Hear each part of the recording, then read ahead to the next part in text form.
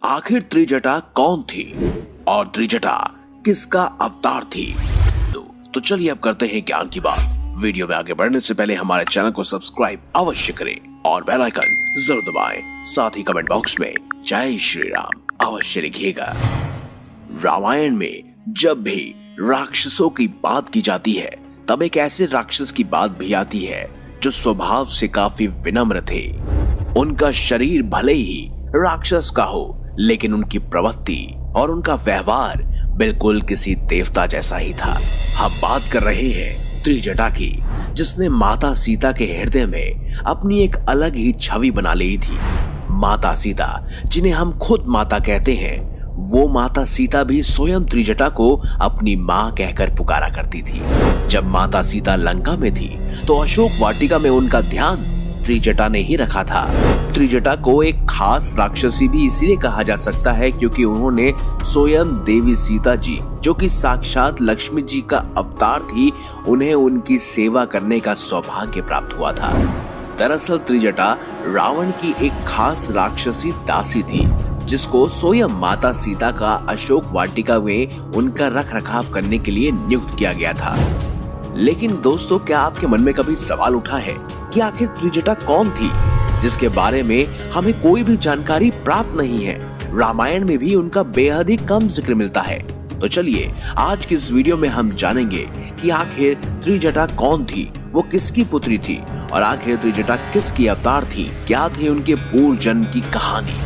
कहते हैं रावण ने जब स्वयं माता सीता का अपहरण किया तो उसके बाद उन्होंने उसे लंका में नहीं रखा बल्कि अशोक वाटिका में रखा, जहां उन्होंने स्वयं माता सीता के रख रखाव की जिम्मेदारी दी अपनी सबसे विश्वास पात्र त्रिजटा को। त्रिजटा भले ही एक राक्षसी थी लेकिन स्वभाव से एक देवी ही थी। उन्होंने स्वयं माता सीता को अपनी पुत्री की तरह रखा, उन्हें कोई भी कष्ट नहीं होने दिया, ना ही उन्होंने माता सीता को कोई भी नुकसान पहुंचाया। त्रिजटा, जो कि एक राक्षसी थी, उसके पूर्व जन्म की एक खास कथा हमें सुनने को मिलती है। कहते हैं त्रिजटा एक बेहद खूबसूरत अप्सरा हुआ करती थी और इंद्र की सभा में वह कार्य करती थी। उनका नाम था सुलेखा। कहते हैं सुलेखा चित्रसेन नामक गंधर्व से प्रेम करती थी और दोनों के दोनों साथ में ही इंद्र के दरबार में नृत्य करते थे और सभी का मन बहलाया करते थे। एक दिन नृत्य करते करते सुलेखा को आश्वासन हुआ कि वो चित्रसेन से बिछड़ने वाली है, इसीलिए वो रोने लगी। तभी सभा में उपस्थित नारद मुनि जी उनके पास आए और उन्होंने कहा, सुलेखा, तुम्हें रोने की कोई आवश्यकता नहीं है क्योंकि भविष्य में जो होगा उससे तुम्हारा ही भला होगा। ऐसे में सुलेखा ने चिंतन मन से पूछा, हे नारद मुनि, आखिर ऐसा क्या होने वाला है? मुनिवर, मेरा दिल बहुत ही अशांत होता जा रहा है, मुझे घबराहट हो रही है। तब नारद मुनि ने कहा, भविष्य की बातें वर्तमान में नहीं की जाती, इसीलिए तुम चिंता ना करो। इस बात पर सुलेखा के मन की चिंता और ज्यादा बढ़ गई। उनके दिल को उस बात ने झंझोड़ कर रख दिया। यह सब देखते हुए एक दिन चित्रसेन सुलेखा के साथ इंद्रदेव से इजाजत लेकर पृथ्वी लोक में घूमने के लिए आई। वहाँ का वातावरण देखकर सुलेखा बहुत प्रसन्न हुई। जैसे ही उसने किसी झरने को देखा, उसके मन में वहाँ स्नान करने की इच्छा प्रकट हुई। उसने चित्रसेन से कहा और दोनों उस झरने में जाकर साथ में नहाने लगे, एक दूसरे पर पानी डालने लगे। दोनों नदी में हंसते हंसते ठिठोले मार रहे थे और एक दूसरे के ऊपर पानी मार रहे थे। पास में ही एक चट्टान पर बैठे ऋषि दुर्वासा तपस्या कर रहे थे। बार बार पानी की छींटें उन पर पड़ रही थी और सुलेखा और चित्रसेन इस बात से बिल्कुल अनजान थे। उन्हें तो यह आभास भी नहीं था कि उनके समीप की चट्टान में ही स्वयं ऋषि दुर्वासा बैठे हैं। वो खेल में अपने खोए हुए थे। जब दुर्वासा ऋषि से यह सहन नहीं हुआ तो उन्होंने अपनी आंखें खोली और सुलेखा से कहा, तुम यहाँ से चली जाओ, तुम्हारे खेल की वजह से पानी की छींटें मुझ पर पड़ रही हैं, जो मेरी तपस्या में विघ्न डाल रही हैं। लेकिन ऋषि की बात मानना तो दूर, सुलेखा ने उल्टा उन्हें जवाब दे दिया। ये देखकर ऋषि दुर्वासा को और भी ज्यादा क्रोध आ गया। आप सब तो जानते ही हैं कि सभी ऋषियों में सबसे क्रोधित ऋषि दुर्वासा को ही माना जाता है। उन्होंने ही स्वयं इंद्र को और सभी देवी देवताओं को श्राप दिया था। वो बेहद ही शक्तिशाली और क्रोधित स्वभाव के ऋषि थे और इस तरह सुलेखा के वापस जवाब देने पर ऋषि दुर्वासा आग बबूला हो गए और उन्होंने सुलेखा को यह श्राप दिया, तुम जल्द ही सुंदर शरीर को त्याग दोगी और जिस तरह से तुमने मुझसे बात की है वो एक राक्षस की प्रवृत्ति होती है, इसीलिए तुम अगले जन्म में एक राक्षसी के रूप में ही जन्म लोगी और राक्षस कुल में पैदा होगी। ये सब सुनने के बाद सुलेखा के पैरों तले जमीन खिसक गई। अचानक ही सुलेखा को नारद मुनि की उन सभी बातों का आह्वान होने लगा और उन्होंने उसी समय रोते हुए वो स्वयं ऋषि दुर्वासा के पैरों पर जा पड़ी। उन्हें अपनी गलती का एहसास हो गया था, इसीलिए वह ऋषि के पैरों पर गिरकर उनसे क्षमा की भीख मांगने लगी।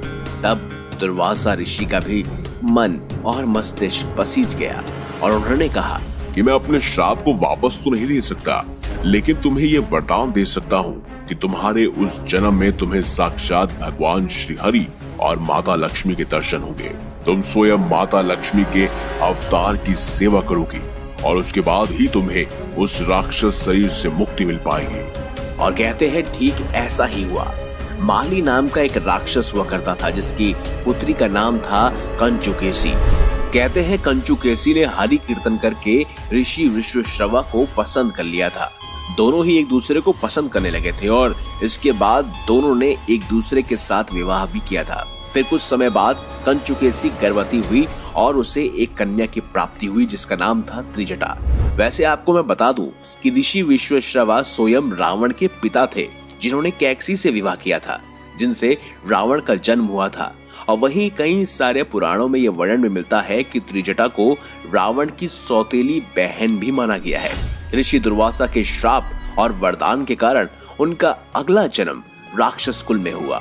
उसे माता सीता की सेवा करने का अवसर प्रदान किया गया।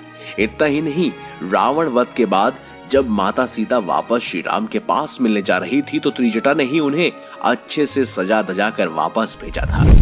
वही प्रभु श्री राम से मिलने के बाद माता सीता ने स्वयं प्रभु श्री राम को त्रिजटा के बारे में सारी बात बताई थी, जिससे श्री राम बेहद प्रसन्न हुए और उन्होंने त्रिजटा को वरदान भी दिया कि जो भी हवन श्राद्ध आदि कार्यों में स्वयं शुद्ध चीजें होंगी वो सबसे पहले तुम्हें ही प्राप्त होंगी, फिर चाहे वो कितने ही विधि विधान से क्यों न की गई।